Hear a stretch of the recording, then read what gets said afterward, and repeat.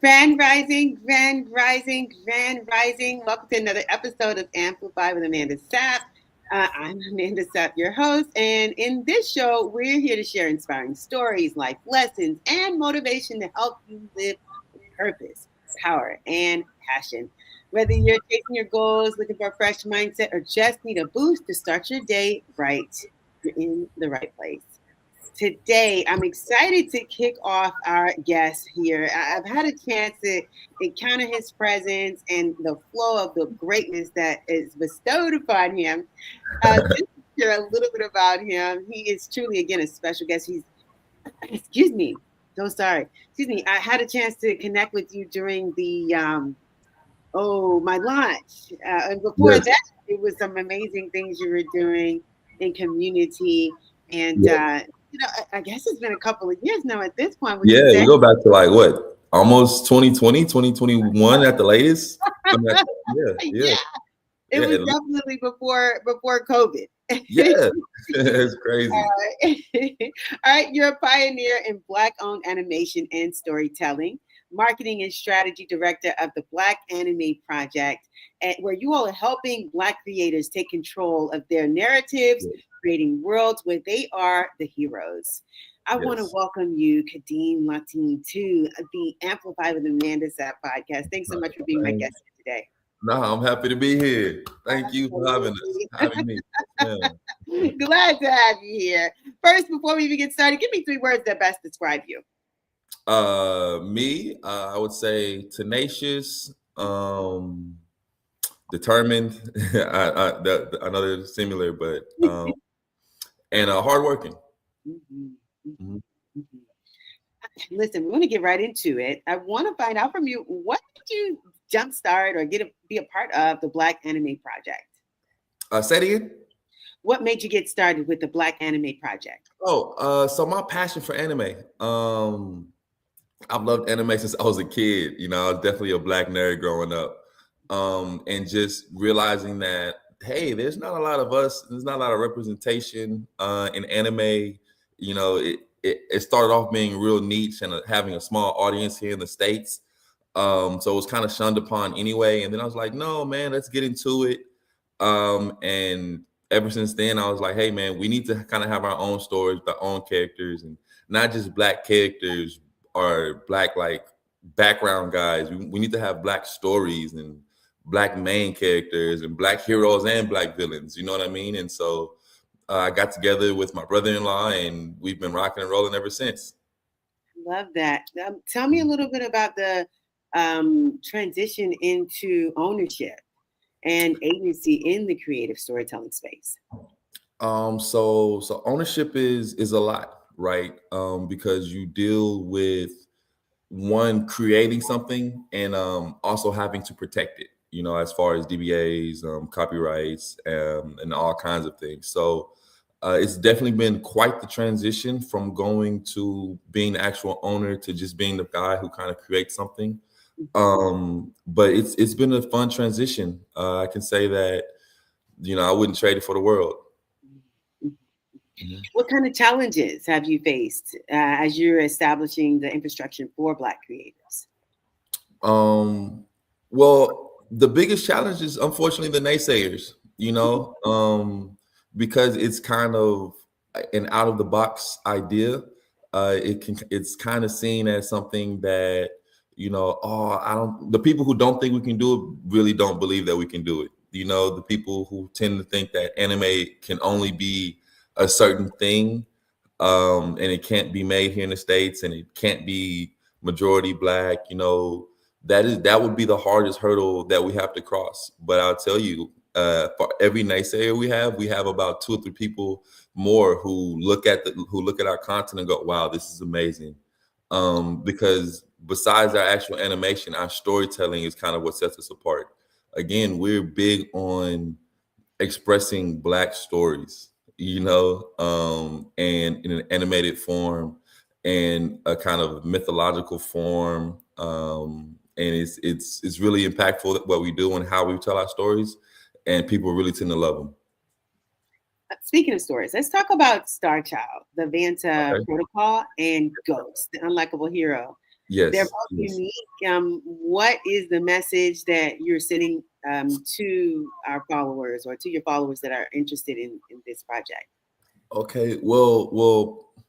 See, I don't want to give you too much, but Star Child is basically us taking our history back. And so we see so many times in pop culture and media platforms and whatnot that you see little things like unks and hieroglyphics and even the transition of power and Horus's eye, and so we see those symbols, but we don't really know what they mean. We don't know where they came from, and so we're taking those stories back and we're putting them in our characters' hands, and we're also explaining to them the power that we held before in our motherland, so to speak. And so we're reclaiming our power, which is an amazing thing to see. We're having so much fun writing the stories, and similar with Ghost. Ghost is just what you say it is. He's an unlikable hero. He's someone that has gone through extreme trials and tribulations, and he came out a little more callous, but he's definitely fun to watch. He's fun to read. His backstory is tragically beautiful, and I think that will definitely be the one that our youth and kind of more people will gravitate to. It sounds like there's a little history lesson dropped into these stories as well. Am I Yes, right about that? yes, 100%. Our content is made to entertain, but it's also made to educate. It's made to basically help people see past the veil that's been placed in front of us, to teach us about our history and our ancestors. And it has every life lesson you could think of that we have them, and we definitely try and put them in the most entertaining way possible. Love that. I love that. Now, how do you think Black stories in animation have been historically misrepresented? Well, here's how I feel about it. There hasn't been up until now. There hasn't even been Black faces in animation or animation studios. So the way that I see it is, how can someone else tell our stories for us? So that's the biggest misrepresentation. But other than that, we really don't have Black characters. We don't have honest, non deflammatory images of us on anime. If you ever seen an anime prior to 2024, then you would kind of see very racist tropes, so to speak. And so it can be offensive sometimes, but I still love anime and I never wanted to shun it. I just wanted to kind of give us a lane in it where we could be more than just a background character with the glistening dark skin or the giant lip. Yeah, yeah, Yeah. understand. So yeah, I figured, man, let's give ourselves a lane to tell our own stories. Love that. What Absolutely. advice would you give for a young creator trying to take control of their narratives? Um, I would say first thing first is protect your art. Mhm. Um, Protect your art. Definitely get legal with it. And other than that, just start. Just pen to paper, tell the stories. No one's going to be able to tell a story like you can tell a story. No one's going to have the viewpoint of life that you've had. So just go out there, don't be embarrassed, say it proudly, and make sure you protect your art. Now, I know that collaboration is central to your mission. How do Yeah. you build and sustain these creative partnerships? So we actually offer a platform for other creators because, like I said, no one has a story that you have, right? And so we offer a platform for other authors and other artists to drop content, to share their content, to reach out to other content creators. So if you're an illustrator and you strictly just need an author, or if you're an author and you just need an illustrator, we give platforms to those people. We give platforms to people to release their comics on our page, and we will partner with anybody who we believe is a good storyteller or a good artist, to help us with our projects and our works. We partner with musicians. Really, we just kind of want to create a space for the Black nerds to create together and to push out different arts and different styles, but from a Black viewpoint. We'd like to be the Black Toei Animation Studios pretty soon. Now, how has marketing innovation played a role in amplifying your projects? Marketing has helped a lot. So social media has really shown a lot of love to us. People on social media really tend to gravitate more to us. Our TikTok page, I believe we've already jumped past the 5,000 mark within the first 4 or 5 months of being launched. Our YouTube page is constantly getting hits. We're constantly getting reached out to people who would love to be voice actors, or people who want to be an artist and drop a song and an intro song to certain shows that we have coming out, or even people that kind of just want to give us art and say, hey, this character I drew and this is his power and this is his backstory. If you want them, definitely take them. So again, we just believe in championing the voice for the people, and so we have our own stuff, but we're also playing a medium between the two. I love that. I love that. Did you ever think that you would be doing something like this? Creating your own lane in anime in any way? Did you ever think that this is something that No, you would foresee? no, I wanted to. I've always wanted to, just because I've always loved anime, but Mhm. I didn't think. Again, I didn't think it was possible. I was too scared to put pen to paper. I was too worried about everything else that didn't matter. And my brother-in-law was like, "Hey, no, I can see that you love it. You know everything there is to know about it. Let's do it." And so we locked in and we got it launched. And fortunately, it's been beneficial ever since. It's hard to be a trailblazer because you're the one leading the trail. Yes, So, I mean, yeah, you kind of don't have a blueprint of if what you're doing is the right way. It just has to, it's almost just a feeling and an unction. It's like, this is what I know I want to do. So let me go to do that. So, just figure how out do how you it is done. protect your mental health as far as like making sure that you stay motivated to do this thing that is one of a kind to an Yeah. extent? No, I get it. So I'm a competitor. Mhm. Once I sink my teeth into something, Yeah. I have no choice but to go for it. And so I made the decision. And I bet my fiance thinks my mental health might have diminished a little bit just because I'm so locked in. I forget some days I forget to eat because we're making stories or we're having meetings. Um, but I've really poured a lot into it, and so it's easy just to go, okay, kind of let's shut everything out and let's lock in, so to speak.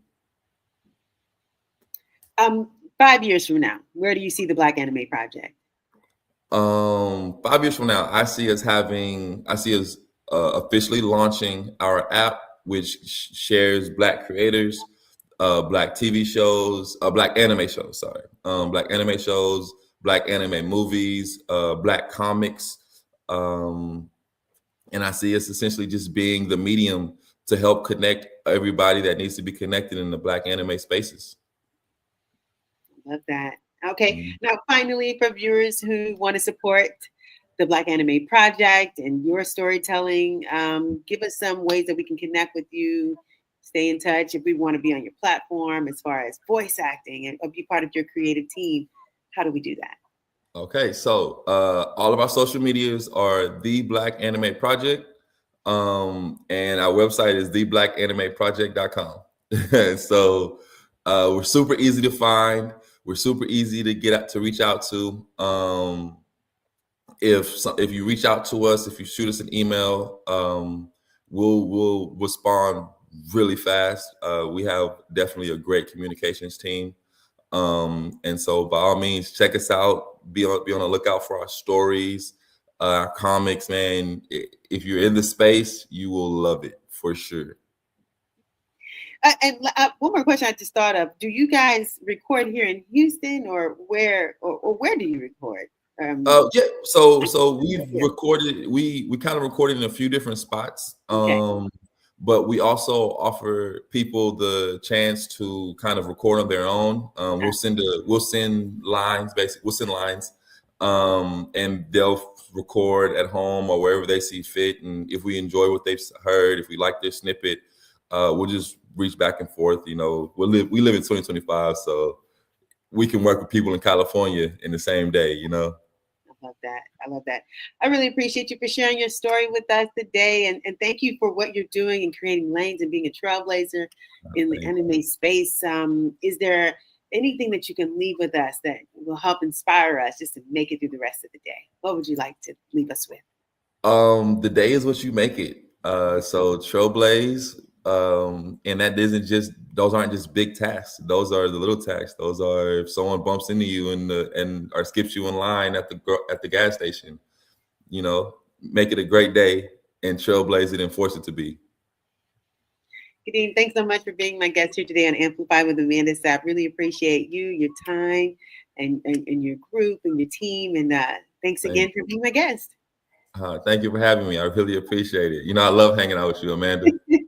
Thank you so much. I appreciate you. And hey, I intend to submit to voice act for the Black Anime Project. Come on, we got a spot for you. I got a character just for you. I know it.